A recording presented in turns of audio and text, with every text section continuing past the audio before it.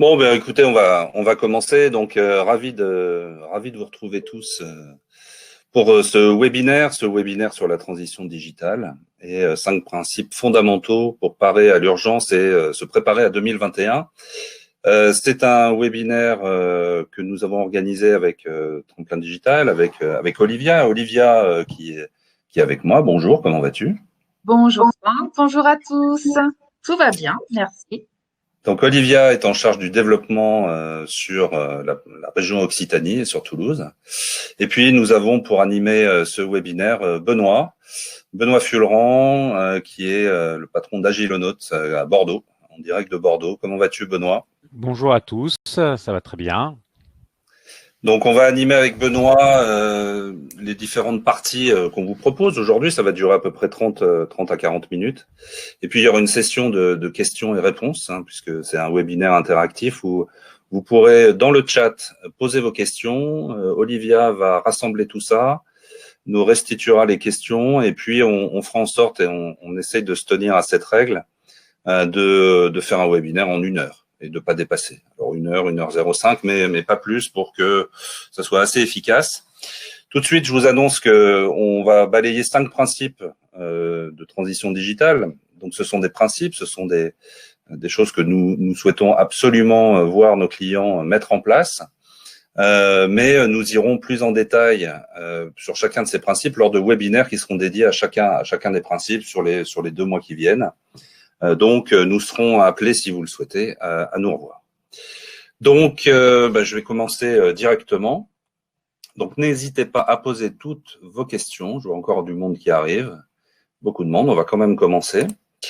Franck Bernard, Olivia Bonny, Benoît Fullerand, vous pouvez nous retrouver sur LinkedIn. C'est le plus simple. Voilà, on pourra échanger directement si vous le souhaitez. Donc Tremplin Digital, c'est la société qui organise ce webinaire. Agilocloud est une marque développée par Benoît et Provider Consulting est un de nos partenaires sur ce webinaire, puisque dans le cadre de Provider Consulting, beaucoup des principes et du savoir-faire que nous développons chez Tremplin Digital, nous le mettons aussi en pratique chez Providers. Alors, le menu, on vous avait pas donné le menu dans le détail. Transition digitale, 5 principes fondamentaux. Quels sont-ils? Premier principe, c'est considérer le digital au centre de l'organisation de l'entreprise. Ça va de soi.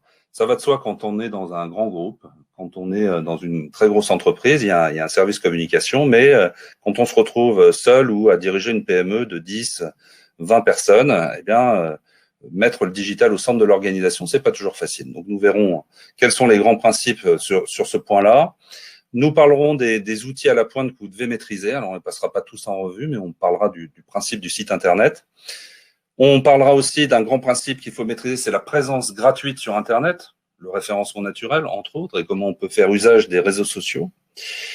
Le 4e point, c'est investir méthodiquement en publicité sur Internet. Quand il s'agit d'argent, il faut faire très très attention à ce qu'on fait et mettre les bons metrics pour évaluer son retour sur investissement. Et puis enfin, nous verrons les enjeux juridiques de sécurité, d'image. On parlera un peu de RGPD. Donc il y a beaucoup de choses à voir. On va commencer tout de suite. Et on vous propose donc ces 5 points en 35-40 minutes. Alors, considérer le digital au centre de l'organisation de l'entreprise. Il y a deux grands chapitres. Un dans le parcours client et puis dans la productivité même au quotidien de votre entreprise. Donc, le parcours client. Ici, on l'a schématisé. Il y a plusieurs étapes dans un parcours client. Il y a d'abord quand on l'adresse comme prospect.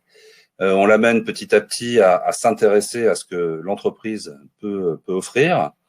Et puis, on essaye de l'amener jusqu'à une vente. Une vente qui se situe soit dans un magasin, soit à travers des relations avec des commerciaux.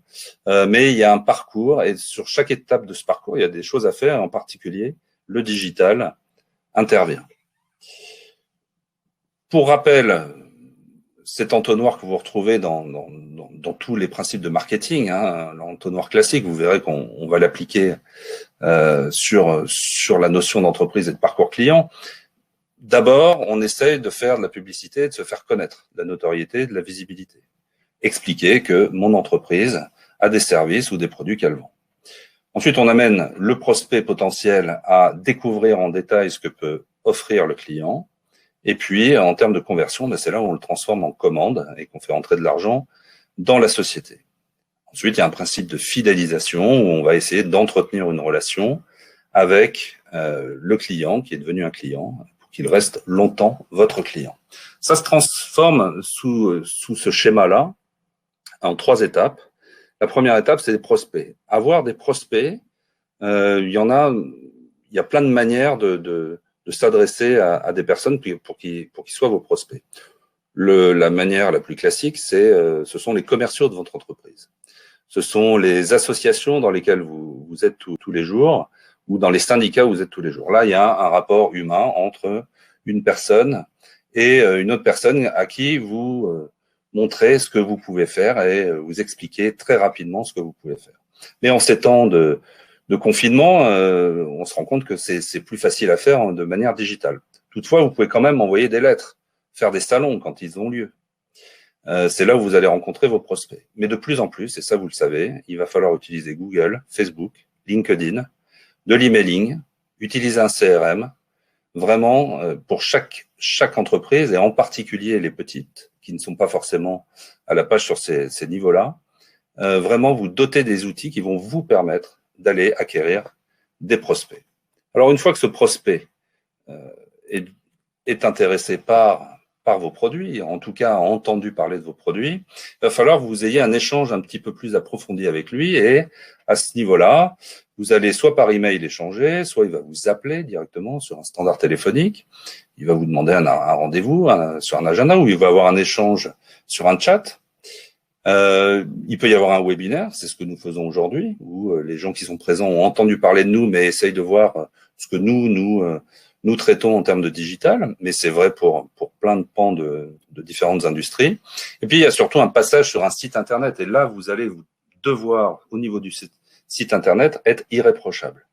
Votre site Internet, ça peut être un site vitrine, mais c'est un endroit où, avant de prendre sa décision finale d'achat, le client potentiel va passer du temps. Et là, il va falloir être irréprochable, il va falloir le faire évoluer, il va falloir le dynamiser, et en tout cas qu'il soit parfaitement réalisé en termes de design, mais aussi en termes de contenu, qu'il corresponde exactement à ce que vous souhaitez dans votre stratégie. Puis enfin, la troisième étape, c'est la vente finale. C'est comprendre la démarche du client, c'est lui proposer au final un devis. Eh bien, à toutes ces étapes de la relation entre un prospect qui devient votre client, le digital est partout. Il est au moment de l'acquisition du prospect. Il est au moment où vous allez le convertir en prospect intéressé, un prospect chaud. Et puis, le digital est aussi présent au niveau de l'entretien et de la vente finale.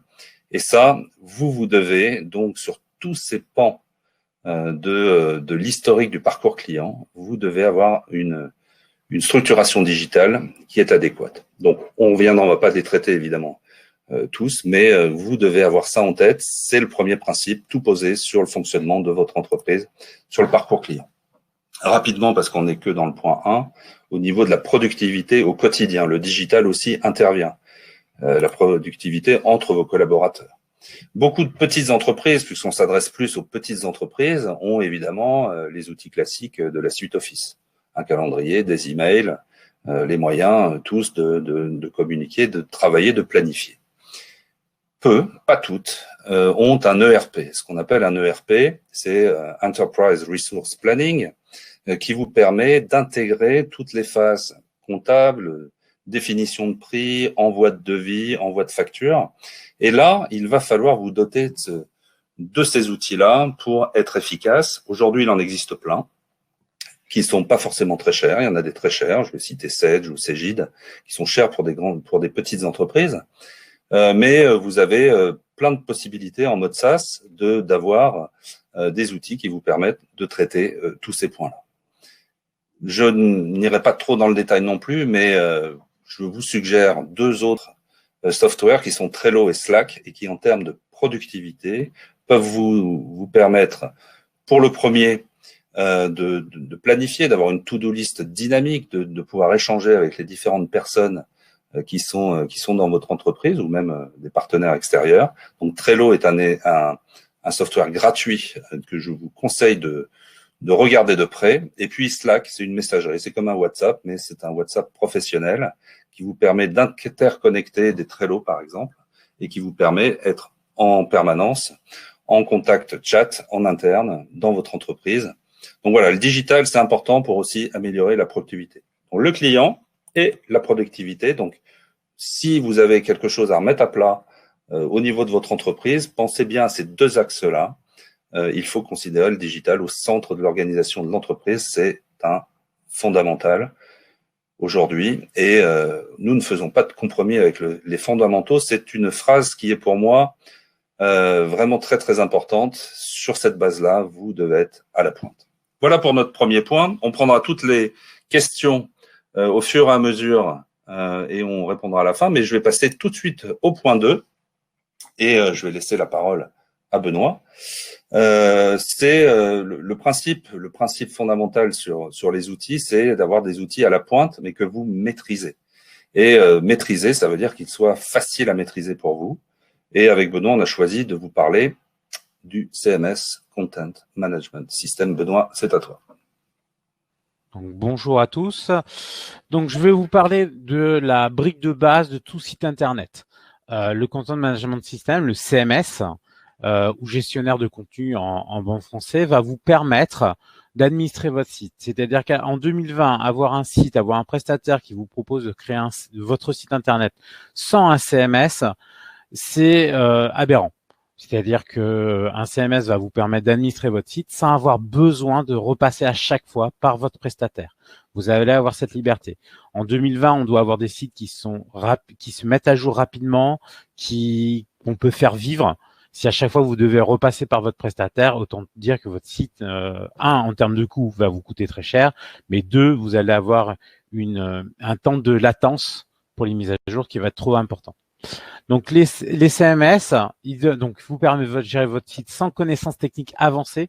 C'est-à-dire que vous allez pouvoir créer des pages, modifier ces pages-là sans vous y connaître dans les technologies utilisées pour le web, c'est-à-dire le HTML, le CSS et les choses comme ça. Vous allez comme ça administrer votre page, vos rubriques, vos menus dans votre site web. Si vous avez un site e-commerce, pouvoir gérer vos catalogues de produits, gérer vos commandes, gérer vos clients, tout ça à partir de votre CMS. Ça permet aussi d'avoir une interactivité avec vos visiteurs, c'est-à-dire par exemple la mise en place d'un moteur de recherche, d'un formulaire de contact, d'un site e-commerce, d'avoir un panier d'achat et donc d'un paiement en ligne. Tout ça est possible grâce à un CMS. Les CMS, il y en a plein. Il existe sur le marché, on va dire bien une centaine de CMS différents. On va en parler de quelques-uns. Chacun ont leur spécialité. Alors, c'est pas si simple que ça. C'est-à-dire que vous avez des CMS qui ont une spécialité. Je vais prendre par exemple WordPress qui est très connu, qui est plutôt à l'origine un CMS qui était fait pour faire des blogs. Le WordPress au début c'était uniquement pour faire des blogs, puis ça s'est étendu pour faire des sites de contenu, des sites institutionnels, des sites de présentation d'entreprise. Et maintenant, on peut commencer à faire du e-commerce dessus, on peut commencer à faire des galeries photos dessus, etc. Donc, chacun a leur spécialité, mais certains vont couvrir plusieurs spécialités avec quand même des endroits où ils vont être très bons et des endroits où ils vont être un peu moins bons. Par contre, utiliser un CMS, ça n'empêche pas d'avoir besoin de certaines connaissances métiers. C'est pas parce que vous mettez un CMS qu'un prestataire vous propose de faire votre site et va vous dire voilà, je vais utiliser tel CMS pour faire votre site, vous pourrez l'administrer.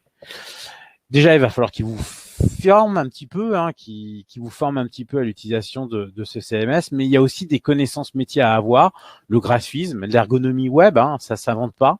Le référencement, des connaissances un peu aussi juridiques. On ne peut pas tout faire et n'importe quoi sur Internet. On en reparle dans le prochain chapitre. Tout ça, ces connaissances métiers, elles ne s'inventent pas. J'ai découpé les CMS en deux grands types de CMS. Vous avez les CMS en mode SaaS, c'est-à-dire service à la demande. Ce sont des CMS qui sont prêts à l'emploi. Donc, par exemple, Wix ou Jimdo pour les sites de contenu, Shopify ou Wixstore pour les e-commerce, Piwigo pour les photothèques. Donc, ce sont des CMS prêts à l'emploi. Vous vous connectez, vous créez un compte sur la plateforme et vous pouvez commencer à faire votre site Internet. En gros, vous allez payer à l'usage. Alors, chacun a leur business model différent. C'est en fonction de la taille du site, du nombre de pages ou du nombre de clients, ou du nombre de produits dans votre site e-commerce, vous allez payer à l'usage.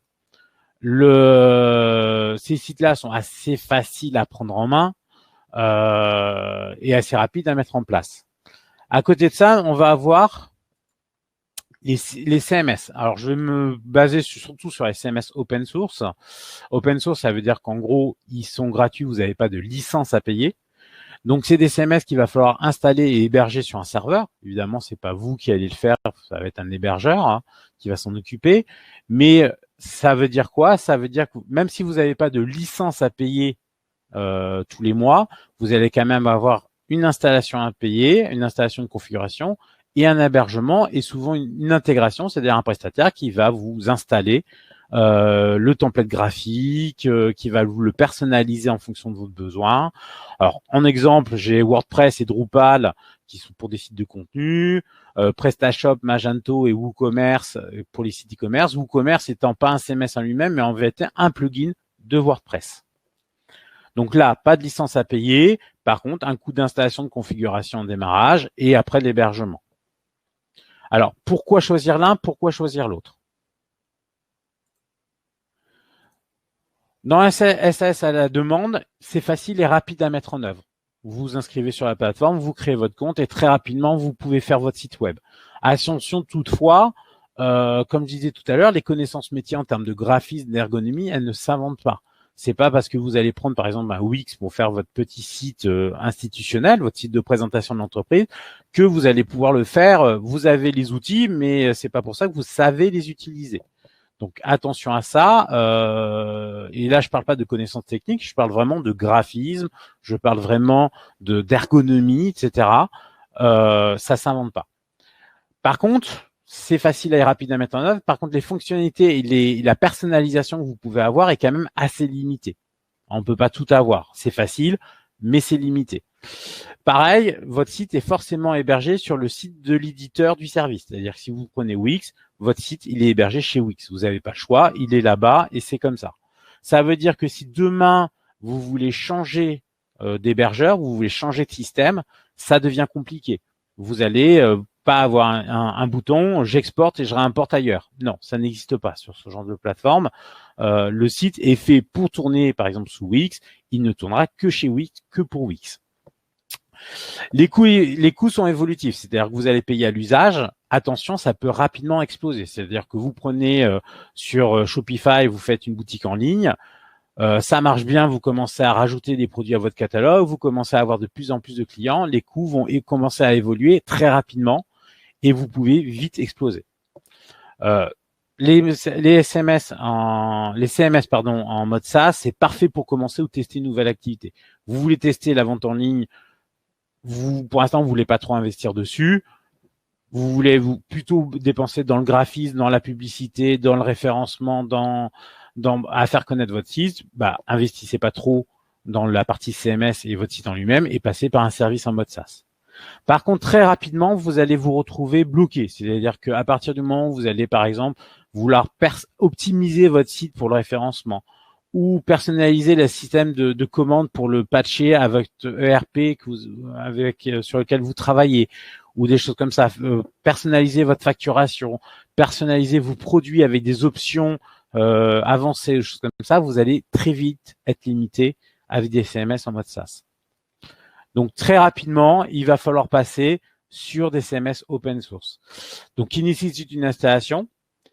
Donc le coût est plus important à la mise en place, mais derrière l'hébergement sera moins cher, c'est-à-dire que plus vous allez grossir, l'hébergement va pas grossir de manière proportionnelle à la taille de votre activité. C'est-à-dire que très rapidement, vous allez vous retrouver sur un plafond de coût que vous dépasserez pas et vous pourrez continuer à faire grossir sans pour autant exploser votre coût d'hébergement, votre coût de maintenance. Vous avez la liberté de changer de prestataire, de choisir aussi bien le prestataire qui va faire l'intégration de votre site internet, c'est-à-dire la partie graphique et choses comme ça, où vous très bien dire cette personne, j'ai bossé avec elle au début, mais je suis plus d'accord avec elle, je peux aller voir quelqu'un d'autre. Un bon intégrateur va connaître les CMS. Par exemple, si je prends PrestaShop pour en citer un pour l'e-commerce, vous trouvez des dizaines d'intégrateurs qui sont capables de le faire. C'est pareil pour l'hébergeur. l'hébergeur, vous pouvez très bien dire, ben, je suis pas content de cet hébergeur-là, le site est trop lent ou il commence à me prendre trop cher. Je prends mon site internet et je vais le mettre ailleurs, ça ne pose aucun problème.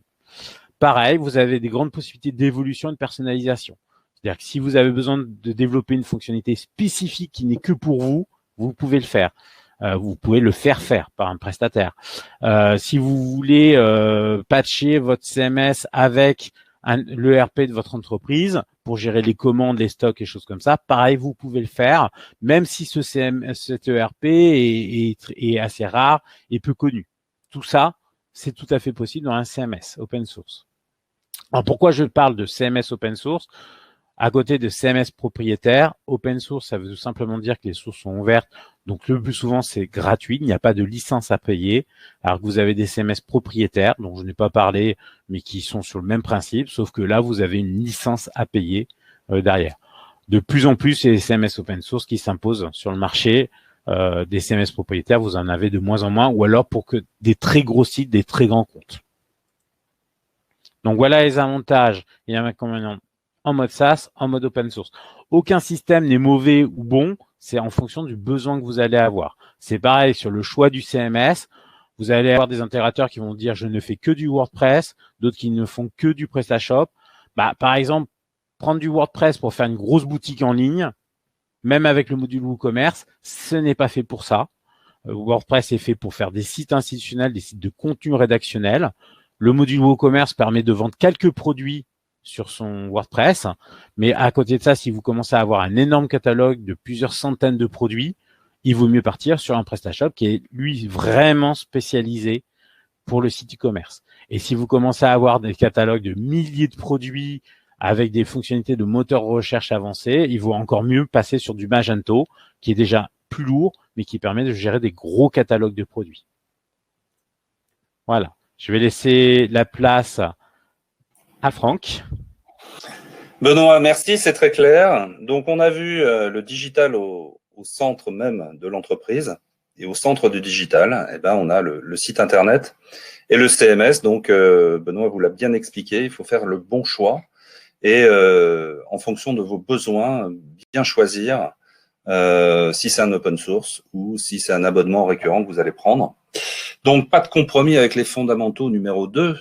Il faut vraiment être très précis là-dessus. On ne décide pas par hasard.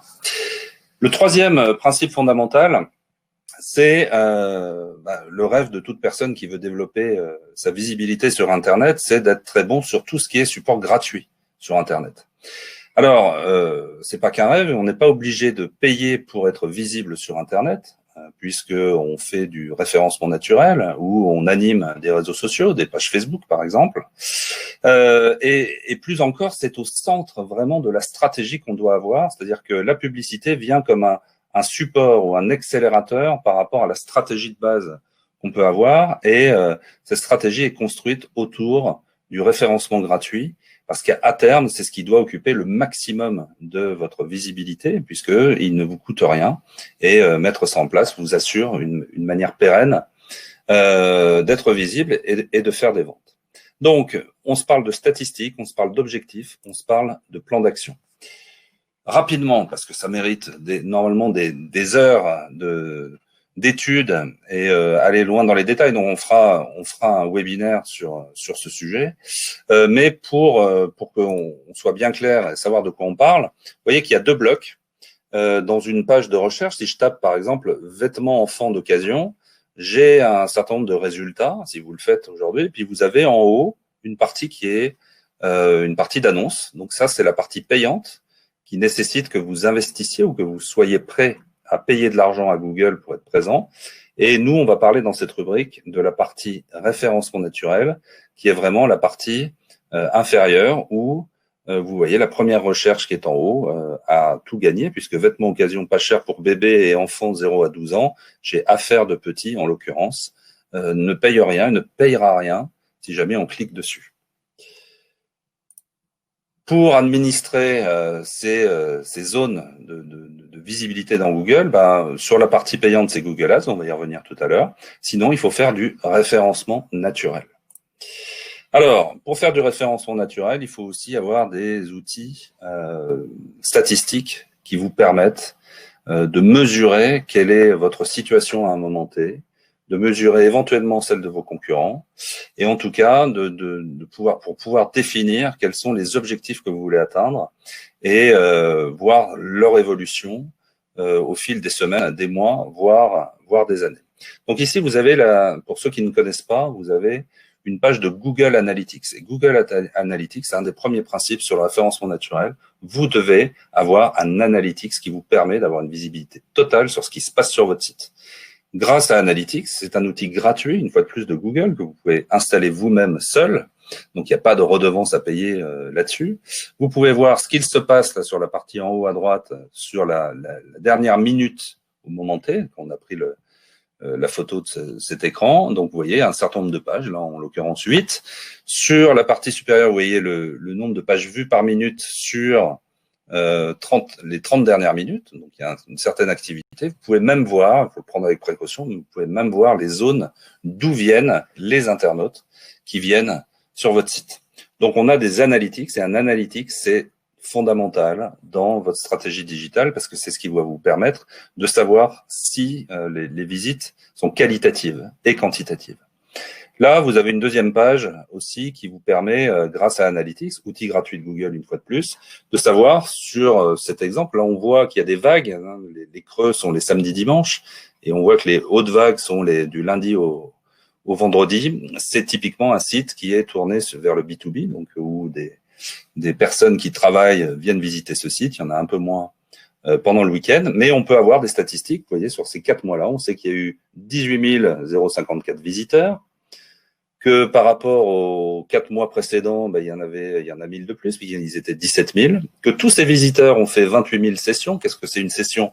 C'est je suis un visiteur, je viens sur mon site internet. Si je reviens 1 heure après, ou 1 jour après, ou 1 semaine après, je fais une deuxième session.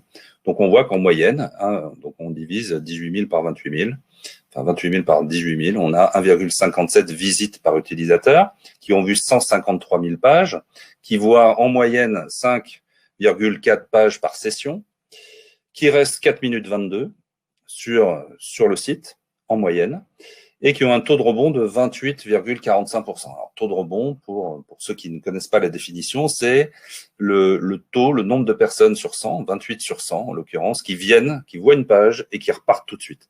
Donc, on considère comme quelqu'un de pas très qualitatif puisqu'il va pas visiter, il va pas rester sur votre site. Et avoir un taux de 28%, c'est un très bon taux, parce qu'il y a toujours entre 30 et 50% de personnes, enfin de sessions qui sont fortuites. Et on essaye de travailler à faire baisser ce taux. Ce qui est important dans ces cas-là, grâce à l'analytique, c'est de comparer les périodes. Vous allez comparer si vous avez plus de visiteurs, vous allez comparer si vous avez plus de pages vues, et vous allez mener des actions qui vont vous permettre d'avoir plus de visibilité sur Internet. Donc l'analytique, c'est fondamental. La deuxième chose qui est fondamentale dans cette partie 3, c'est le référencement naturel, le référencement gratuit. Alors, balayer en quelques secondes ou quelques minutes les grands principes du référencement naturel, alors qu'on pourrait faire 1 semaine de formation là-dessus, c'est un peu difficile, mais on va essayer de vous donner quelques éléments. Il y a 4 grandes familles d'actions à faire pour avoir un bon référencement naturel. La première, c'est le contenu. C'est optimiser son contenu, c'est bien le baliser. Baliser, ça veut dire remplir différentes balises qui sont H1, H2, H3, H4, H5, H6 éventuellement, qui sont des balises titres, qui sont des balises méta, qui sont dans le code HTML de votre page.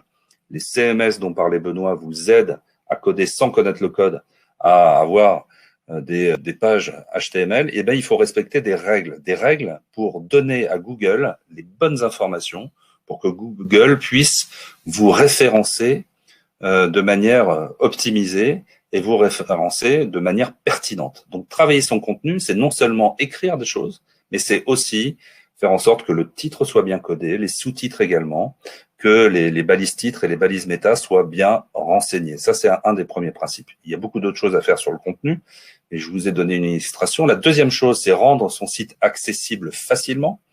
Alors, aujourd'hui, tous les CMS vous proposent des sites responsive, hein, c'est-à-dire que vous allez construire la page pour un ordinateur, pour une tablette ou pour un mobile.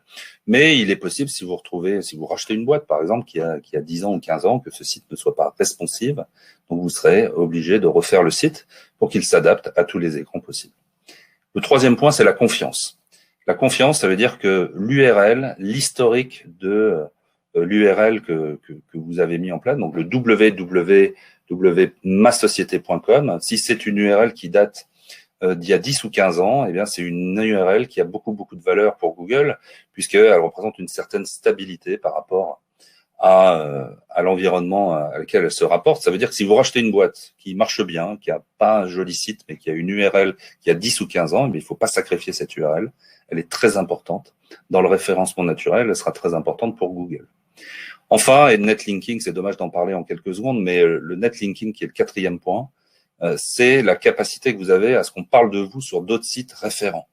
Par exemple, si vous avez 10, 50 ou 100 clients qui ont un site internet, eh ben, il peut être intéressant de faire un échange de bons procédés avec eux en disant, mes chers 50 plus gros clients, faites une page sur votre meilleur fournisseur et en échange, moi, je parlerai de mes 50 meilleurs clients et vous allez créer un cocon sémantique extérieur. Il y a aussi des cocons sémantiques à l'intérieur des sites, mais un cocon sémantique qui va permettre de dire à Google, c'est un site référent, c'est un site qui interagit avec son environnement, c'est un site intéressant, donc je vais le proposer à mes clients qui sont les internautes qui tapent dans la barre de recherche parce que le résultat est pertinent.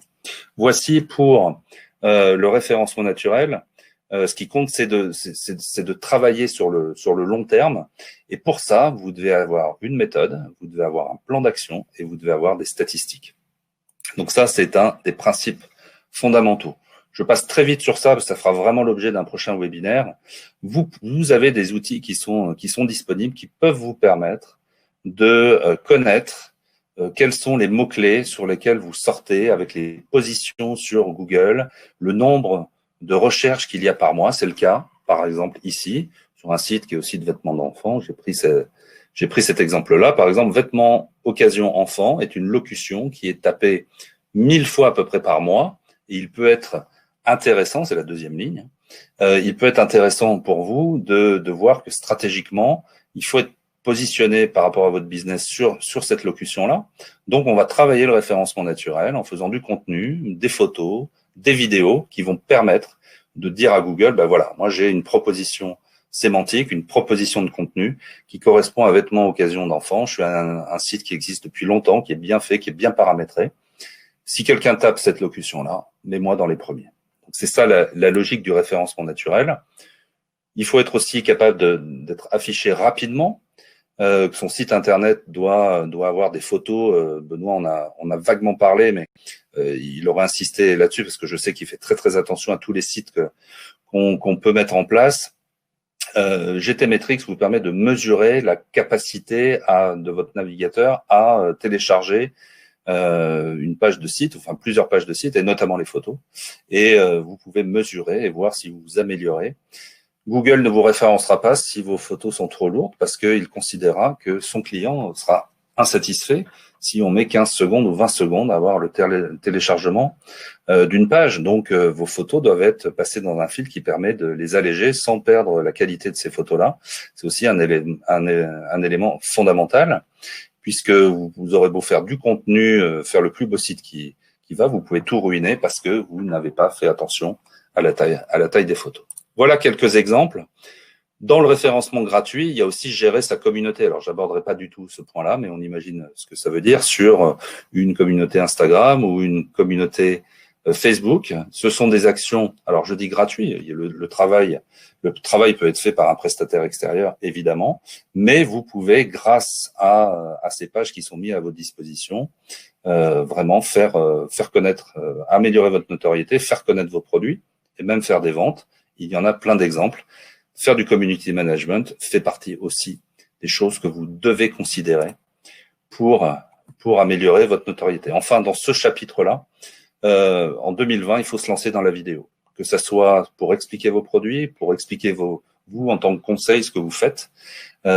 Plus de 73%, je crois que c'est la dernière donnée qu'on a de Facebook, ou même 78% des parutions qui sont regardées attentivement par les internautes sur Facebook sont en vidéo. Et donc aujourd'hui, ne pas faire de vidéo, c'est se priver d'un impact fondamental sur votre notoriété. Donc il va falloir passer à ça, expliquer simplement et utiliser les réseaux, surtout les réseaux sociaux, pour faire de la pub, on va en parler, mais surtout pour expliquer simplement, on ne fait pas juste des posts de texte parce que les gens ne les lisent pas forcément, en tout cas, sur Facebook. Donc en résumé, le référencement naturel et l'animation de communauté, c'est d'abord mettre en place un dispositif, des outils en place sur lesquels vous avez la main. Un CMS, Benoît en a parlé, un analytics, des études d'opportunité de mots-clés par rapport à la concurrence et du snack content. Snack content, c'est de la photo, de la vidéo à faible budget. Il n'y a pas besoin de dépenser beaucoup pour faire une vidéo aujourd'hui. Avec un simple smartphone et un bon logiciel de montage, vous pouvez faire des choses très très bien. Et puis vous avez des offres sur Internet qui sont très peu chères pour faire du snack content de grande qualité. Définir une stratégie, un plan d'action et les suivre, c'est ça qui est le plus important en référencement naturel. On peut tout faire, mais il faut avoir un plan, un objectif, une stratégie, un plan d'action. Construire sa communauté, les réseaux sociaux et email. Donc, on a parlé des réseaux sociaux, mais aussi on peut capter des emails et animer sa communauté avec des emails. Non, l'email n'est pas obsolète. Ça fait partie aussi des choses gratuites qu'on peut utiliser. Et puis, à ce moment-là, une fois qu'on a fait tout ça, on peut penser à utiliser des compléments comme la publicité, mais uniquement en complément. Je vais passer directement à ça parce que je vois que l'heure tourne rapidement. Donc, pas de compromis avec les fondamentaux. Maîtriser la présence gratuite sur Internet, c'est un des fondamentaux qu'il faut avoir avant de passer à la publicité. Donc, planifier, aller plus loin et plus vite que le référencement naturel, toujours contrôler son retour sur investissement. Alors, ce schéma, vous l'avez, c'est être présent sur la partie Google Ads sur la partie supérieure. Donc là, il va falloir être prêt à payer. Il y a des grands principes. Le premier principe, c'est qu'il ne faut jamais investir par hasard. Il faut utiliser les bons outils ou les bons prestataires. Donc, il faut savoir ce qu'on veut avoir. Et grâce à Analytics, je vais pas revenir sur Analytics, mais vous pouvez mesurer si vous avez dépensé 200 € sur Google, combien en termes de vente sur votre site Internet, vous avez généré de vente. Et donc, vous pouvez améliorer vos ratios, les travailler, regarder les heures, les zones géographiques où vous pouvez mieux maîtriser votre investissement. Il faut toujours contrôler sur quoi est investi votre argent. Attention aux charlatans, ceux qui vous promettent. Vous serez tout le temps en page 1 de Google sur tel et tel mot-clé. Être présent en permanence sur un ou deux mots-clés, ça vaut pas grand-chose parce que le trafic peut être très faible. Donc, lui, ça lui coûtera pas grand-chose et vous aurez payé peut-être 100 ou 200 € pour être présent sur ce qui lui coûte 10 ou 15 €. Donc, faites bien attention, vous devez avoir la visibilité et donc maîtriser les outils qui vous permettent de le faire. Bien choisir vos canaux d'investissement, ça c'est fondamental. On va pas aller dans le détail, on fera un webinaire là-dessus. Pour les prospects qui savent ce qu'ils veulent, vous allez vous adresser à eux par Google Ads. Ils vont taper dans la barre et vont tomber sur votre lien. Et puis, pour les prospects que vous voulez profiler, à qui vous voulez vous adresser parce qu'ils ont un comportement sur Facebook, par exemple, vous allez utiliser les réseaux sociaux. Là, je prends juste un exemple de ce que peut vous apporter Google Ads. Ça, c'est un exemple de monitoring sur Google Ads. Donc, c'est un gros tableau Excel. Quand vous avez installé un outil Google pour faire de la publicité. Et par exemple, vous allez toujours piloter le budget, c'est-à-dire vous n'allez jamais dépasser, Google ne vous fera jamais dépenser plus que ce que vous lui avez autorisé. Donc là, par exemple, sur cette ligne, on se dit je peux dépenser jusqu'à 10 € par jour, ce qui fait à peu près 300 € par mois. Et pour ça, vous allez générer, donc là, en l'occurrence sur cette campagne-là, on voit au bout qu'on a 290,41, donc sur 30 jours, on a dépensé à presque 10 € par jour. Et on a généré 191 000 impressions, le fait d'apparaître sur les résultats de Google. Sur ces 191 000, on sait qu'on a cliqué 1595 fois, ce qui fait un ratio de 0,83%. Qu'en moyenne, on était en position 2,2, c'est-à-dire proche de la position 2 en permanence, entre 2 et 3. Qu'on est apparu 66% des fois où on pouvait apparaître, ce qui signifie que si on augmente un peu le budget, on pourrait se rapprocher des 100%. Et qu'en moyenne, on a payé 18 centimes à chaque fois que quelqu'un a appuyé sur mon annonce. Quand vous regardez ça de près et que vous comparez avec ce que peut vous apporter l'affichage ou la publicité dans des journaux, vous vous rendez compte que un investissement de 290 € peut vous apporter 1595 prospects qui ont lu votre annonce et qui sont donc des prospects calibrés. Quel média aujourd'hui, plus que Google, peut vous aider à avoir un tel retour sur investissement? Si tout ça est bien fait, vous pouvez dès le jour 1 où vous décidez de faire de la publicité, vous pouvez avoir un retour sur investissement qui est fondamentalement meilleur que toutes les démarches commerciales que vous pouvez avoir. C'est pour ça que Google aujourd'hui est une des plus grosses, si ce n'est la plus grosse capitalisation boursière au monde. Donc en résumé, la publicité sur Internet, c'est la possibilité d'investir le montant que l'on veut, sur la zone géographique que l'on veut, à l'heure à laquelle on souhaite le faire, que ce soit que le matin, que l'après-midi, que le dimanche, que le samedi. On a toute cette liberté-là. C'est toujours, et le temps qu'il faudra, un complément à la stratégie naturelle. N'oubliez pas qu'on doit faire du référencement naturel en priorité, parce qu'à terme, il doit venir soulager tout l'investissement publicitaire. Et c'est la possibilité de commencer un business dans l'heure, de tester des concepts. Vous êtes peut-être bien installé en référencement naturel, mais sur des nouveaux produits, vous allez tester assez facilement, grâce à Google, grâce à Facebook, des nouveaux concepts. Vous devez maîtriser la possibilité d'investir dès que vous le souhaitez. Donc voilà, 4e principe fondamental, investir méthodiquement en publicité, en soutien du référencement naturel. C'est le principe que nous vous souhaitons et nous irons un peu plus tard dans les semaines qui viennent dans le détail de ces publicités. Dernier point, parce que je vois que l'heure tourne, les enjeux juridiques et les enjeux de sécurité, d'image. La RGPD, la sécurité, c'est très sérieux. Alors, ça va bien quand on le dit, mais on peut vous donner plein d'exemples avec Benoît de problématiques qu'il y a eu sur des sites. On l'a même expérimenté nous-mêmes. Il y a des hackers qui essayent d'utiliser vos adresses IP et vos outils. Ça peut coûter cher, donc il faut se prémunir de tout ça. Benoît, je te passe la parole pour ce chapitre-là, qui sera le dernier d'aujourd'hui. Donc, hélas, comme disait Franck, le monde n'est pas rose. On peut investir énormément de choses, énormément d'argent sur son site internet, sur son référencement, sur sa publicité et tout perdre d'un coup, bêtement, parce qu'on n'a pas anticipé justement ces enjeux juridiques ou de sécurité. Donc, déjà, le RGPD, vous en avez peut-être entendu parler, c'est le règlement général de protection des données, donc c'est un règlement européen. Il ne sort pas de nulle part, il sort d'une succession de réglementations françaises. En particulier, la France a servi d'inspiration pour l'écriture du RGPD. On a la loi, la confiance dans l'économie numérique. On a la loi LOPSI, en particulier sa version 2. Puis on a eu le RGPD, qui est donc une loi européenne. Les deux premières étant des lois françaises. Qu'est-ce qui a changé le RGPD en particulier? C'est l'inversion de la responsabilité. C'est-à-dire qu'avant le RGPD, si vous faisiez pirater votre site internet, vos données, par exemple, vous avez une boutique en ligne, quelqu'un arrivait à pirater votre boutique en ligne et à prendre tout votre fichier client, vous étiez une victime. C'est-à-dire vous portiez plainte, vous étiez une victime et ça s'arrêtait là.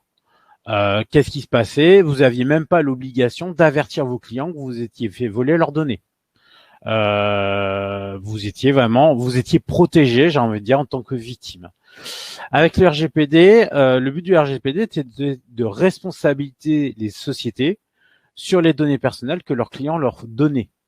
Donc, vous êtes maintenant responsable des données personnelles auxquelles on vous a confié et vous n'êtes plus une simple victime. Alors, évidemment, vous faites pirater, vous restez une victime, mais vous êtes responsable.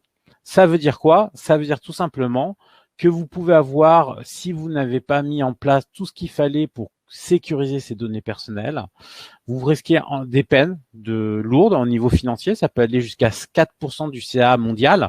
Alors, je parle du CA mondial, c'est-à-dire que si vous êtes une multinationale avec des filiales partout dans le monde, je pense à Google par exemple, l'amende se calculera sur tout votre CA au niveau mondial. Si vous faites partie d'un groupe, il faut savoir que l'amende se calculera au niveau du CA du groupe en entier. Donc 4%, c'est évidemment un maximum et c'est même en cas de récidive. Vous pouvez avoir des amendes beaucoup moins lourdes. En France, c'est la CNIL qui donne ces amendes-là. La CNIL française est quand même assez tolérante, assez gentille avec les entreprises françaises. C'est pas le cas de toutes les CNIL. Mais c'est surtout une peine en termes d'image. C'est-à-dire que maintenant, en cas de piratage des données personnelles, vous avez l'obligation d'informer les usagers. Donc, tous vos utilisateurs, par exemple, vous êtes fait voler leurs données, vous allez avoir l'obligation de leur envoyer un mail leur disant, voilà, nous nous sommes fait voler vos données personnelles. autant vous dire qu'en termes d'image, c'est très mauvais. Et si dans le cas où vous n'êtes pas capable de le faire parce que par exemple le hacker a volé vos données et il les a effacées sur vos serveurs, donc vous n'avez plus accès à rien, et ben dans ce cas-là, vous êtes obligé de le faire par voie de presse.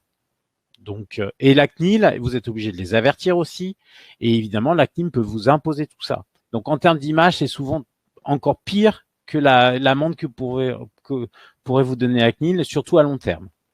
Donc ça, ces peines en termes d'image, elles ont eu des impacts énormes, même pour des petites sociétés. C'est-à-dire autant la CNIL pour une petite société va pas vous mettre une amende, par contre va vous imposer d'informer vos usagers. Vous avez 48 heures pour le faire. Souvent, va aussi vous imposer, par exemple, de mettre un bandeau sur votre site internet avec la condamnation de la CNIL. Tout ça, ça a un coût en termes d'image énorme. Il faut savoir aussi que comme c'est une loi européenne, le contrôle peut se faire de l'étranger. C'est-à-dire que imaginons que vous ayez des clients en Espagne, la CNIL espagnole peut venir vous contrôler sur les données personnelles des Espagnols. Pourquoi je parle de la CNIL espagnole? Parce que la CNIL espagnole est par exemple beaucoup plus sévère que la CNIL française. La différence, c'est que la CNIL française, elle a un budget de fonctionnement qui est fixe. La CNIL espagnole, son budget de fonctionnement, ce sont les amendes qu'elle donne. Donc, autant vous dire qu'elle a tendance à avoir la main beaucoup plus lourde quand elle distribue des amendes. Quand vous vous retrouvez comme ça avec la CNIL espagnole qui débarque, c'est très mauvais. Vous pouvez commencer à craindre énormément sur votre portefeuille. Il faut savoir que ce RGPD a été vraiment fait pour protéger les données personnelles. Mettez-vous à la place de vos clients, vous êtes usager de sites e-commerce. Qu'est-ce que vous diriez si vous saviez que vos données personnelles, votre nom, votre prénom, votre adresse postale, votre numéro de carte bleue, vos commandes, ce que vous avez acheté et tout ça, partaient dans les mains d'un étranger, d'un hacker qui va revendre ça ou se servir de ça pour vous faire du chantage ou se servir de ça pour faire des faux crédits, des choses comme ça. Évidemment, vous n'êtes pas content quand un site se fait hacker, surtout s'il n'a pas mis ce qu'il fallait en place pour protéger vos données. Donc l'Europe et la France sont vraiment à la pointe de cette réglementation. Il faut savoir que les États-Unis commencent à adopter une réglementation qui ressemble beaucoup au RGPD, que la Russie a mis une réglementation encore plus sévère, c'est-à-dire que les données normalement de Russes ne peuvent être hébergées que en Russie. Bon, voilà, c'est peut-être pas pour les protéger, mais en tout cas, c'est une réglementation encore plus sévère. Donc, vos obligations, c'est protéger les données personnelles qui vous sont confiées. Pour ça, c'est données personnelles aussi bien de vos clients que de vos salariés. Attention, les salariés ont aussi des données personnelles. Vous avez l'obligation de les protéger. Là, il va falloir faire, en cas de hacking ou de vol ou d'attaque, vous allez devoir, ou de contrôle de la CNIL, parce que la CNIL peut venir vous contrôler. Elle vient le plus souvent contrôler quand il y a eu plusieurs piratages en répétition et que il voit bien qu'il y a un problème quand même chez vous, mais elle peut aussi venir contrôler tout simplement de manière proactive. C'est à vous de faire la preuve, donc ça ne sera pas à la CNIL de faire la preuve que vous faites pas ce qu'il faut, c'est à vous de faire la preuve que tout a été mis en place. Donc par un registre des données, par le respect de la conformité de vos prestataires, c'est-à-dire qu'ils vont vous demander, là aussi c'est quelque chose que le RGPD a changé, c'est-à-dire que avant vous pouvez dire c'est le prestataire, il s'est fait voler mes données, c'est pas de ma faute. Non. Maintenant, avec le RGPD, vous restez responsable. Vous pouvez pas déléguer votre responsabilité, l'envoyer vers votre prestataire. C'est vous aussi qui êtes responsable, vous restez responsable. Donc, c'est à vous de vérifier que vos prestataires sont bien en conformité avec le RGPD. C'est aussi votre organisation interne. Là, je pense par exemple à un client qui a un cabinet de RH, qui a mis en place un système informatique pour gérer les candidatures et qui continue à avoir tous les CV et tous les dossiers des candidats sous forme papier qui traînent sur les bureaux. Non, l'organisation interne, il doit imposer ce genre de choses. Il ne peut pas y aller. Voilà. Donc, ça veut dire que, par exemple, sur les salariés, il va falloir vous assurer que le cabinet comptable qui s'occupe de votre bulletin de paye est bien conforme RGPD. Il va falloir s'assurer que l'hébergement que vous utilisez pour votre site internet obéit bien aux normes de sécurité imposées par le RGPD. Donc évidemment, c'est pas à vous de le mettre en place, mais c'est à vous de vous assurer que le prestataire qui l'a fait l'a bien mis en place. Vous avez aussi une obligation à RGPD, c'est informer vos clients de leurs droits. Ce sont les mentions légales. Là encore, aujourd'hui, j'ai vu encore un site e-commerce qui n'avait pas de mention légale, hein, normalement, et ça date d'avant le RGPD, ça date de la loi en confiance dans l'économie numérique, donc déjà d'une bonne dizaine d'années, où là, par contre, la CNIL et la répression des fraudes vous fera pas de cadeau.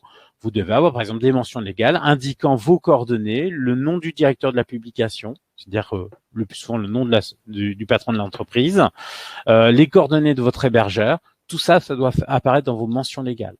Pareil, la politique des données, c'est-à-dire que vous récoltez des données sur vos clients, à quel usage vous allez en faire. Vous n'avez pas le droit de récolter des données pour un autre usage que ceux que vous avez annoncés.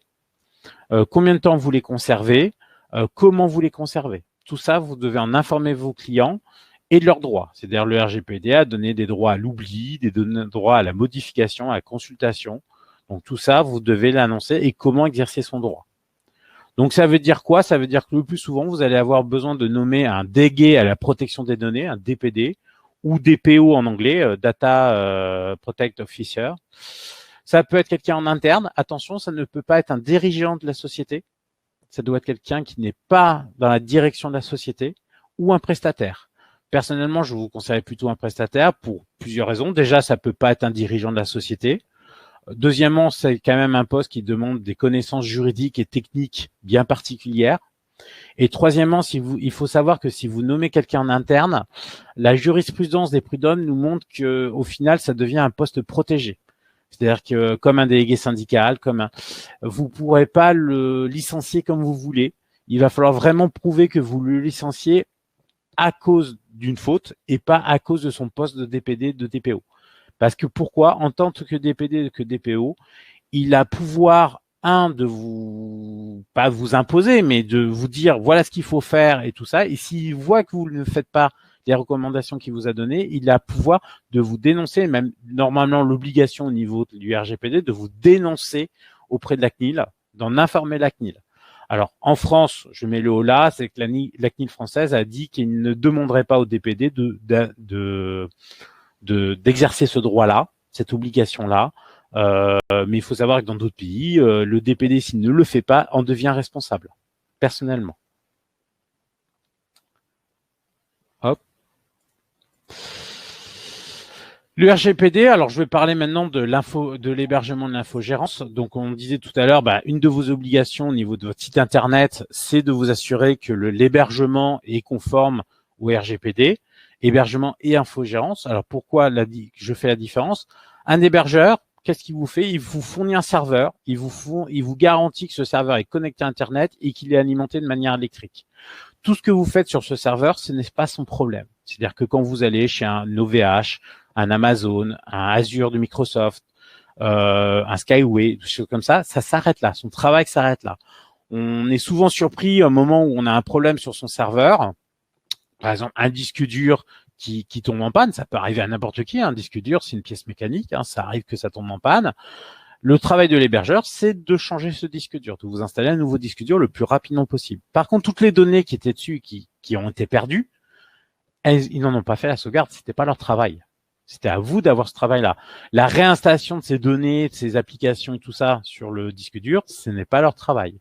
Eux, ils s'arrêtent à la partie, j'ai envie de dire, matérielle. C'est là où arrive un infogéreur. Un infogéreur, il va s'occuper de l'installation et de la configuration du serveur. Il va s'occuper de le surveiller 24 heures sur 24 et 7 jours sur 7. Alors, un hébergeur le surveille 24 heures sur 24, 7 jours sur 7, mais il surveille que la partie matérielle. Si votre site a un bug, l'hébergeur ne fera rien, ne le verra même pas.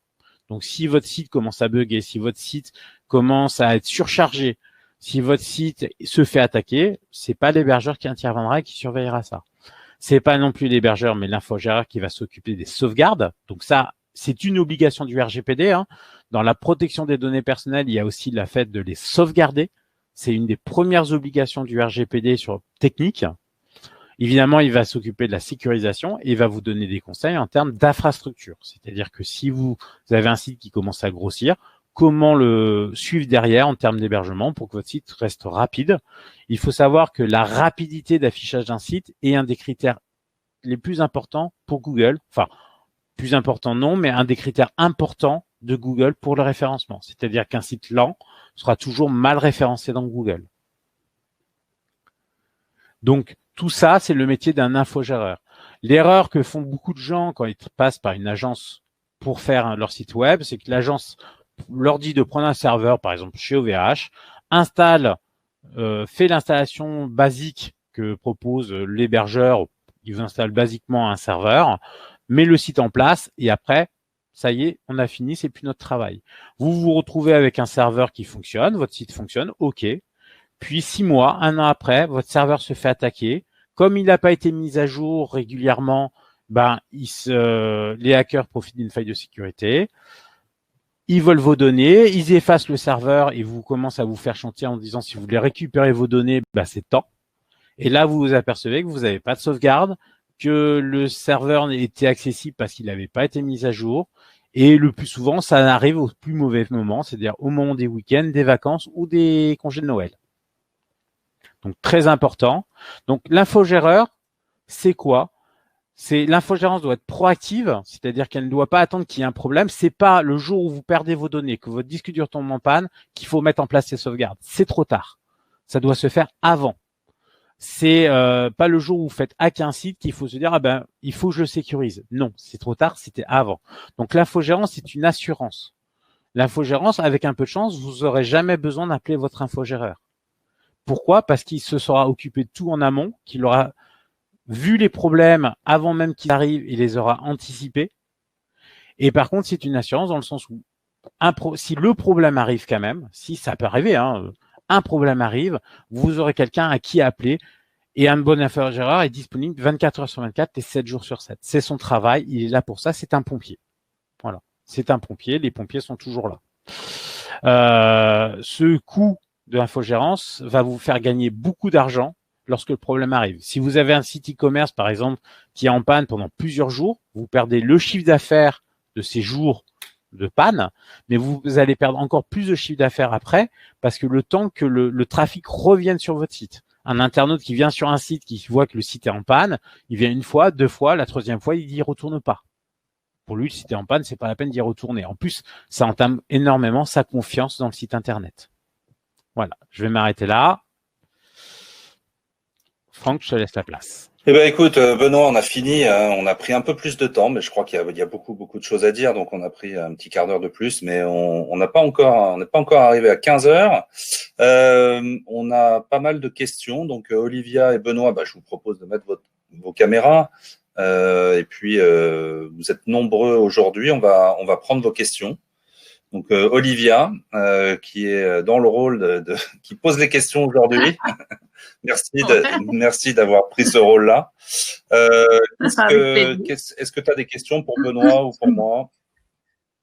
Alors oui, j'ai une question de Paul pour Benoît. Combien coûte un hébergement sécurisé? Un hébergement sécurisé, c'est-à-dire un hébergement infogéré, ça va de 15 € à plusieurs centaines d'euros. En vérité, ça va dépendre de différents critères. Ça va dépendre de la taille de votre site internet, nombre de pages, taille du catalogue. Évidemment, par exemple, un catalogue produit, s'il y a des milliers d'images, ça prend plus de place sur un disque dur que un site où il y a 3 ou 4 images.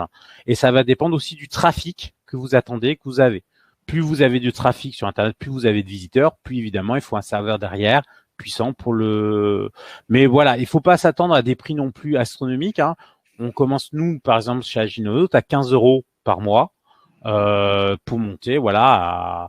Mais un site e-commerce, par exemple, un petit site e-commerce classique, on va être autour des 30 € par mois, jusqu'à 60 €. Ok. Alors, une autre question de Nathalie pour Franck. Doit-on faire de la pub sur Google ou sur Facebook en priorité? Ok. Je vais juste rajouter un truc sur ce qu'a dit Benoît. Juste que ça soit bien clair pour tout le monde. Vos données, quand elles sont hébergées par un infogéreur comme Agilonaut, elles sont chez OVH, par exemple, chez One and One. On loue ça comme une place de parking dans un grand building sécurisé. L'infogéreur, lui, va venir et il va être le gardien de tout ça, et il va arranger tout pour que toutes vos données soient soit bien protégé. Donc, c'est le coût que vous allez avoir entre ces 15 € et ces plusieurs centaines d'euros, suivant la dimension que vous avez. Alors, si je me rappelle bien de la question, c'est est-ce qu'il vaut mieux faire Google ou Facebook, c'est ça? Oui. Ça dépend. Voilà la question, la réponse. C'est ça dépend bien évidemment. Je vais pas revenir sur le slide, mais Google, ça sert à s'adresser à des gens qui savent ce qu'ils veulent, parce qu'ils vont venir taper. Si quelqu'un cherche une tondeuse à gazon, il va taper tondeuse à gazon dans la barre Google. Et là, si vous vendez des tondeuses à gazon, ce que vous allez faire, c'est que vous allez faire en sorte, soit en référencement naturel, soit en référencement payant, d'être le plus haut en haut pour répondre à une demande immédiate. Si au contraire vous lancez un nouveau produit avec une nouvelle marque, que vous n'êtes pas connu, vous n'allez pas vous positionner forcément. Par exemple, si vous faites, vous vendez des chaussures, par exemple. Si vous essayez de vous battre sur Google pour chaussures pour femmes, vous allez dépenser beaucoup d'argent pour rien. Donc là, ce que vous allez faire, c'est que vous allez créer une publicité pour profiler les gens, pour s'adresser à un certain type de personnes, et vous allez le faire à travers Instagram ou Facebook, et vous allez aller chercher, si c'est des chaussures pour femmes, une certaine tranche d'âge, qui habite à un certain endroit, qui a des comportements particuliers sur la mode, qui aime, qui like un certain nombre de pages Facebook, et parce qu'elle like ces pages Facebook, vous en déduisez qu'elle pourrait être intéressée par vos produits. Et vous allez monter une pub Facebook. Voilà la différence entre Google et Facebook. Elles peuvent être complémentaires, ces stratégies-là, ou elles peuvent être uniquement sur un des deux canaux. Quand je dis Facebook, c'est Instagram. LinkedIn, c'est un peu différent, mais la question, c'était que Google et Facebook. C'est ça. Il y a Robin qui réagit sur l'hébergement pour Benoît et qui nous dit « Comment être sûr qu'un hébergeur peut protéger nos données vu que le risque zéro n'existe pas ?» Alors déjà, au niveau de la CNIL, vous avez une obligation de moyens, pas forcément de résultats. Par contre, la CNIL va vous demander est-ce que cet hébergeur, vous vous êtes renseigné sur les sauvegardes, le plan de sauvegarde de l'hébergeur? Est-ce que vous vous êtes renseigné sur les sécurités qu'il mettait en place sur votre serveur? Est-ce que vous êtes, par exemple, c'est le plan de continuité d'activité ou le plan de reprise d'activité? Est-ce qu'il en a un ou pas? Vous verrez que beaucoup de petits hébergeurs n'ont pas ça. Pareil sur si je reprends par exemple les sauvegardes, est-ce que les sauvegardes se font de manière régulière, se font sur un serveur qui est distant et qui est dans un autre data center que le serveur principal? L'exemple dit, moi j'ai vu des clients venir chez moi. Pourquoi? Parce que leur hébergeur faisait des sauvegardes. Les sauvegardes étaient stockées sur le serveur qui hébergeait le site. Donc autant vous dire que si le serveur avait une panne ou se faisait attaquer, la sauvegarde servait absolument à rien. Tout ça, ça peut paraître évident, mais c'est loin, très très loin d'être évident. Donc déjà, c'est interroger votre hébergeur, lui faire écrire, voilà ce qui est mis en place pour sécuriser et avoir la preuve. Voilà, vous avez donc la preuve. Après, il veut vous faire évidemment des fausses déclarations, mais vous avez fait votre rôle de vous renseigner auprès de votre hébergeur et de vous assurer que votre hébergeur met en place ce qu'il faut pour sécuriser les données. Après, évidemment, aucune protection n'est fiable à 100%. Alors, Olivier, question d'Olivier pour Franck. La stratégie digitale est-elle valable pour toutes les activités, y compris les professions réglementées comme les experts comptables, les avocats, les huissiers, etc. Je connais un expert comptable qui s'appelle Olivier. Je ne sais pas si c'est celui-là, mais peut-être. Donc, les professions réglementées. Alors, il y a différentes limites aux professions réglementées. Elles ne peuvent pas communiquer comme les autres. Alors, je ne vais pas les répertorier, je les connais pas toutes par cœur d'ailleurs, mais on peut être interdit de faire de la publicité, on n'a pas le droit de faire de parution, des choses comme ça. Moi, ce que je recommande dans ces cas-là, et je l'ai déjà fait avec des experts comptables justement, c'est de créer une chaîne YouTube, par exemple, avec des vidéos qui durent 10 minutes, une demi-heure, ou des webinaires comme on fait là. Et en tant qu'expert, on se positionne comme un expert qui commente la loi de finances, qui commente un certain article, qui commente une certaine situation. Et là, à ce titre-là, on intervient en tant qu'expert, on n'est pas en train de faire sa pub. Donc, on peut le faire avec un partenaire, on peut le faire soi-même. Monsieur Landa, expert comptable, vous parle de la loi de finances, on ne fait pas de pub. Alors, on peut peut-être pas acheter de l'espace pour faire sa pub, quoi qu'il faut regarder dans le détail. Mais une très bonne manière, c'est de construire une communauté, c'est de le faire de cette manière-là. Donc moi, je recommande ça. Il faut se faire accompagner sur la vidéo, mais ça coûte peu cher puisque ce qu'il faut, c'est faire un planning et avoir les capacités en interne de suivre ce planning, surtout ce plan d'action. Alors, une autre question de Philippe pour Franck. Combien coûte un site internet environ? Ah bah ça c'est. Je vais laisser Benoît aussi répondre, hein, mais je vais vous dire je crois, de mémoire, 10-15 € par mois à, il n'y a pas de limite, hein, plusieurs dizaines, centaines de milliers. Ça dépend si vous êtes sur abonnement ou si vous faites tout avec un CMS dont a parlé Benoît. Voilà, ça dépend ce que vous voulez. On peut pas répondre à cette question. L'open source a cette vertu de ne pas être soumis à licence, mais vous allez devoir payer les personnes qui vont mettre en place, qui vont développer ce site internet, ce que vous payez, des développeurs. Je peux vous dire que ce métier est très recherché et il y a beaucoup d'écoles qui se créent et il y a beaucoup de gens. Donc ces gens-là en ce moment n'ont pas trop de problèmes de boulot. Voilà, mais Benoît, tu peux peut-être compléter. Je sais pas si tu as une réponse. Pareil, hein, par exemple, vous prenez un Wix qui va vous coûter en termes d'abonnement quelques euros par mois, mais vous aurez quand même le coût. Alors, vous pouvez le faire vous-même, c'est-à-dire essayer dans Wix de construire vous-même votre site, mais vous allez souvent faire appel à quelqu'un qui va le faire pour vous parce que il y a des connaissances graphiques, ergonomiques à avoir. Ça va être quelques centaines d'euros. À des sites, sites e-commerce évidemment coûte un petit peu plus cher. Tout va dépendre. En plus, vous avez le coût technique, mais vous avez par exemple sur des sites le coût rédactionnel. Hein, il va falloir rédiger des pages. Hein, ça a l'air simple comme ça. Moi, j'ai souvent des clients qui me disent non, on s'en occupe, on s'en occupe. Et écrire pour le web, c'est un métier. C'est vraiment un métier et ça évite d'avoir des pages où il y a 3 phrases qui se battent en duel. Donc, il faut du contenu pour faire du référencement. Franck confirmera. Pour faire du référencement, il faut du contenu. C'est un métier de faire du contenu. C'est pareil pour l'aspect graphique. Vous allez aussi avoir l'animation. Un site internet, il faut de l'animation. Il faut de l'animation sur les réseaux sociaux. C'est du travail de community manager. Donc, c'est des budgets qui sont très, très variables. Ainsi, j'ai envie de dire, vous pouvez vous en sortir pour quelques centaines d'euros pour un site vraiment institutionnel qui bouge pas trop, mais qui vous servira juste de carte de visite, à plusieurs milliers d'euros par an pour des sites vivants, mais qui sont des sources de revenus, des sites e-commerce qui vont être des vraies sources de revenus.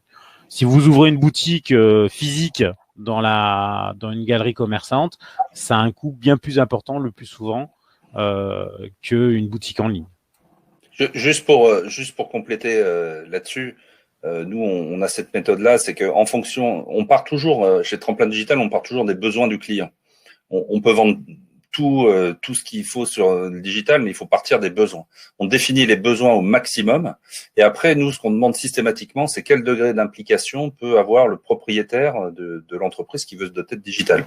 Et on va privilégier toujours l'implication en interne, soit du dirigeant, soit des stagiaires, soit des personnes responsables de la communication. Et nous, on va venir en complément pour accélérer la mise en place de cette situation idéale. Et évidemment, c'est ça qui va coûter cher. Donc, faire un site internet, par exemple, si on a 1000 produits, on va mettre un CMS, quelques centaines d'euros, quelques milliers d'euros, comme l'a expliqué Benoît. Mais après, rentrer les 1000 pages des 1000 produits. Alors, soit on s'adresse à un prestataire, ça coûte une fortune. Soit on prend un stagiaire qui va pendant juillet, août, va être très, très content de travailler sur un site internet et va coûter le prix d'un stagiaire. Donc, il y a plein de manières d'optimiser le digital, d'optimiser le site internet. Il faut savoir ce qu'on veut faire, il faut planifier, il faut organiser et puis essayer de limiter les coûts. Mais il n'y a pas de limite à un coût de site internet. Il y a qu'une réponse à donner en fonction de besoins. Voilà. Robin demande que pour les sites internet créés via un site comme Wix, ne peut-on pas créer sa page via Wix et récupérer le code HTML, CSS et Java et le coller sur un autre hébergeur pour avoir la main libre dessus? Alors, oui, non. Oui, théoriquement. Non, en pratique. Pourquoi? Pour plusieurs raisons. Première raison, c'est que vous allez avoir du site statique, c'est-à-dire sans CMS, justement. Donc, la moindre modification va commencer, surtout sur un gros site, va commencer à devenir ingérable. Par exemple, vous avez un menu, donc ce menu apparaît sur toutes les pages de votre site. Vous rajoutez une page, il va falloir aller sur toutes les pages de votre site pour aller changer le menu, vu que vous n'avez pas de CMS qui va s'occuper de ça automatiquement. Donc, ça devient vite ingérable. Deuxième raison, elle est plutôt juridique, c'est-à-dire que Wix, par exemple, utilise des bibliothèques en JavaScript qui leur appartiennent, dont il y a des droits. Ils peuvent très bien vous attaquer si vous prenez cette bibliothèque et vous allez l'installer sur un autre serveur. Donc, en théorie, j'ai envie de dire non. Sur un site de 2-3 pages, théoriquement, oui, on peut le faire, mais dans ce cas-là, restez sous Wix et vous embêtez pas. Dès que vous allez avoir un site professionnel, non, laissez tomber, c'est du bricolage. Olivia? Est-il facile de mettre en place un système de paiement sécurisé en place? Donc, question de Christine pour Benoît. Alors oui, oui, non. Oui, non à cause de votre banque, c'est-à-dire qu'il va falloir voir avec votre banque pour un contrat de TPE virtuel. Moi, j'aurais presque tendance à dire ne passez pas par votre banque, allez voir, il y a plein d'organismes non bancaires, start-up, ça fait beaucoup rire Franck. Il y a eu PayPal au début, mais il y en a d'autres maintenant. Mais d'aller voir ailleurs.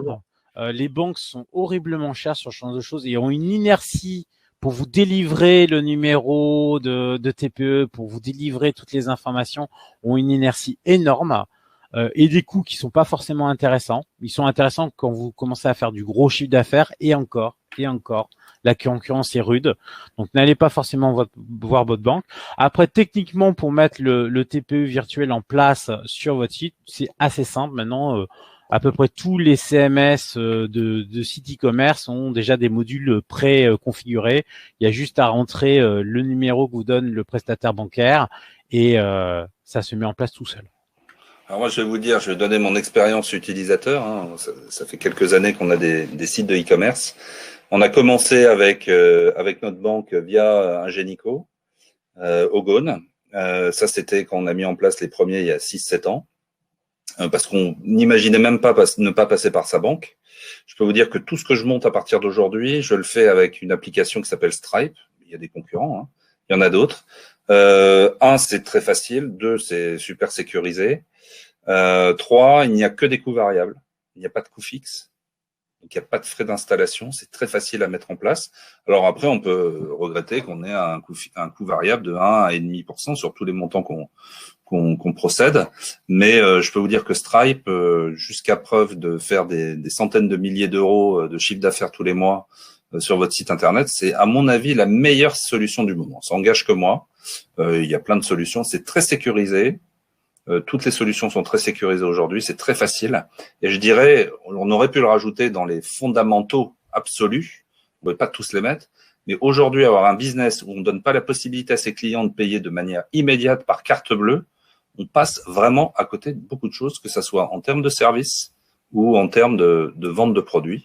Voilà, c'est l'utilisateur qui parle parce que c'est un sujet sensible. C'est pas un problème, ça coûte pas cher. Il faut vraiment le mettre en place. Vous allez augmenter votre chiffre d'affaires juste parce que vous rendez la vie facile à vos clients. Alors, en dehors de la carte bancaire, vous avez d'autres modes de paiement qui sont par exemple le prélèvement automatique, si vous vendez des abonnements, des choses comme ça. Moi personnellement, je passe par Slimpay, je passe pas par ma banque. Hein. Quand je suis allé voir ma banque, 6 mois après, j'avais toujours pas la réponse. Je suis allé voir Slimpay, une semaine après, j'avais mon numéro donné par la Banque de France pour avoir les autorisations de prélèvement. Donc ça veut bien dire. Et en termes de coût, j'étais 3 fois moins cher que la banque. Donc il y a vraiment une concurrence. Attention aussi, le piège. Moi, j'ai ma banque, par exemple, pour le TPE virtuel, qui m'a demandé de me porter caution personnellement. Pourquoi? Parce qu'ils considèrent que c'est une forme de crédit, dans le sens où vous êtes payé par carte bleue, ils vous versent l'argent. Si demain le paiement et il y a une opposition au paiement, par exemple, parce que la carte bleue était volée, ils vont vous retirer cet argent. Donc, ils considèrent qu'ils vous font crédit de l'argent pendant 1 mois ou 2. Donc, ils vous demandent de se porter caution. Évidemment, il faut absolument refuser. C'est tout à fait inadmissible. Ce qui n'existe pas avec des Stripe ou des Slimpay. Ouais, tout à fait. Ils prennent le risque. Ça fait partie de leur métier. Exactement. Olivia. Alors, on continue, on s'arrête pas. Hein. Il en reste 2 pour l'instant. Question de Stéphanie pour Franck. Existe-t-il des formations pour gérer soi-même le digital de son entreprise? Ah oui, alors il en existe plein, des gratuites, des payantes. Vous avez tout simplement, si vous voulez vous former, moi je vous donne un conseil. Si vous avez du courage et vous voulez le faire vous-même et pas dépenser d'argent, vous tapez dans Google formation en vidéo sur tel sujet. Il y a plein de choses, vous verrez. Il faut faire le choix. Moi, je suis plutôt sur de la formation où les fondamentaux doivent être assimilés petit à petit en vidéo, mais après, il vous faut quelqu'un pour vous aider. Donc, quelqu'un qui voudrait se lancer dans le e-commerce, nous, on fait des formations, mais il y a d'autres personnes qui font des formations. Prenez quand même une journée ou deux avec un spécialiste pour vous accompagner sur les fondamentaux du e-commerce. Ça, c'est très important parce que, comme on l'a vu, c'est aussi de la stratégie commerciale, de la stratégie d'entreprise. ça a des implications, toutes les parties de l'entreprise sont impliquées. Donc voilà, c'est les formations, c'est aussi de l'expérience. Il faut combiner les deux. Donc voilà, en termes de formation, il y a de tout. Formez-vous. De toute façon, on n'a pas le choix. Moi, j'interviens auprès de repreneurs d'entreprises tous les mois, qui sont des anciens cadres qui rachètent des boîtes. Je leur dis, formez-vous en permanence parce que vous devez connaître tout de A à Z. Ça vous viendrait pas à l'idée de déléguer à quelqu'un la partie financière et de prendre des décisions financières, de déléguer des recrutements quand vous êtes une petite boîte. Déléguez pas la communication digitale. Hein. Ne déléguez pas la sécurité digitale. Vous devez connaître. Alors après, que vous décidiez de donner à un prestataire ou de donner tout ça à une personne de votre équipe, c'est votre choix, mais vous devez être au courant. Donc se former, c'est fondamental, vous n'avez pas le choix. Une question de Jean-Michel pour Benoît. Comment relier mon ERP à un site marchand? Je ne veux pas gérer manuellement mes prix, ni mes stocks et ni ma facturation. Alors, ça va dépendre de l'ERP que vous avez, mais la plupart des ERP s'interfacent très bien. Par exemple, PrestaShop ou Magento ont des plugins pour la plupart des extensions, pour la plupart des ERP qui vont vous permettre d'aller récupérer le catalogue de produits que vous avez dans l'ERP pour l'importer automatiquement et le mettre à jour automatiquement dans votre site en ligne, et inversement de prendre toutes les commandes qui sont prises dans le site en ligne pour les importer directement dans votre ERP pour gérer le flux logistique, générer les factures pareil, les repousser vers le site e-commerce pour qu'elles soient accessibles à vos clients. Enfin, tout ça, ça se fait assez facilement, et même je le conseille fortement dès que votre site va commencer à prendre un petit peu d'importance et de trafic et donc de commandes, ce qui est très bien. On peut très facilement se retrouver dépassé si derrière on n'a pas mis une organisation en place. Et les internautes ont l'habitude, avec des Amazon et des choses comme ça, d'être livrés rapidement. Je pense à un client qui avait un site de vente de chaussures. Donc il y a un réseau de boutiques physiques qui s'est lancé sur Internet et qui a voulu continuer à fonctionner un peu à l'ancienne. Donc il fallait une semaine pour que une commande soit expédiée. Il a pas fait son beurre. Pourquoi? Parce que les gens ont l'habitude avec un Azendoo d'avoir 24-48 heures pour avoir leurs chaussures. Donc il faut que la logistique suive derrière. Et ça, c'est plus votre site internet. Et évidemment, votre site internet peut tout à fait se patcher avec n'importe quel ERP, quasiment tous les ERP. Pour les plus exotiques, des fois il faut un peu de développement spécifique, mais tout est tout à fait possible. Tout est tout à fait possible. Clément nous demande s'il est nécessaire de prendre un hébergement infogéré aujourd'hui. Alors, moi, j'ai envie de dire, est-ce qu'il est nécessaire de prendre une assurance pour vos locaux? Est-ce qu'il est nécessaire de prendre une assurance pour votre responsabilité civile professionnelle? Est-ce qu'il est nécessaire de prendre une assurance pour votre voiture? Vous allez vous en apercevoir le jour où vous allez avoir un problème. Voilà. Donc, un hébergement, oui, c'est nécessaire, sinon vous n'avez pas de site internet. Infogéré, j'ai envie de dire, oui, c'est nécessaire le jour où vous allez avoir un problème. Et ça sera trop tard le jour où vous aurez un problème. Ça sera trop tard le jour où vous allez avoir un disque dur qui tombe en panne ou un hacker qui a effacé vos données. Ça sera trop tard pour mettre en place les sauvegardes. Moi, j'ai souvent des entreprises qui m'appellent à l'aide. Je leur dis, vous êtes gentils, mais là, qu'est-ce que vous voulez que je fasse? Votre serveur est vierge. Votre disque dur a pété et vous avez plus aucune donnée et vous avez mis en place aucune sauvegarde. Je suis pas magicien, je peux pas faire l'impossible. Donc je vous propose de tout réinstaller. Il va falloir qu'on retrouve votre site, qu'on arrive à remettre en place quelque chose. Mais maintenant, laissez-moi faire les sauvegardes. Faut pas l'énerver comme ça, Olivier. Faut pas poser des questions comme ça. Plus jamais. Eh ben, on a fait le tour des questions pour aujourd'hui, je crois. Écoute, on a pris 1h20 pour faire tout ça. Merci à tous. Vous avez été très nombreux à venir aujourd'hui. On va retrouver cette vidéo en ligne. On va vous la faire passer. Puis on vous invite, on se permettra de vous réinviter au prochain webinaire dans quelques semaines, dans quelques jours. On va faire un ce mois-ci, je pense. Merci à tous. N'hésitez pas à nous contacter. Je vous remets les coordonnées. Donc ça, c'était vos questions. Voilà, vous pouvez nous contacter là ou par LinkedIn. C'est assez simple de nous contacter. On sera un plaisir d'échanger avec vous, même tout simplement. N'hésitez surtout pas. On vous souhaite une très belle semaine. On a pris le risque de faire ça un lundi à 14h. Écoutez, on est content parce qu'il y avait du beau monde. À très très bientôt. Et portez-vous bien, faites attention à vous.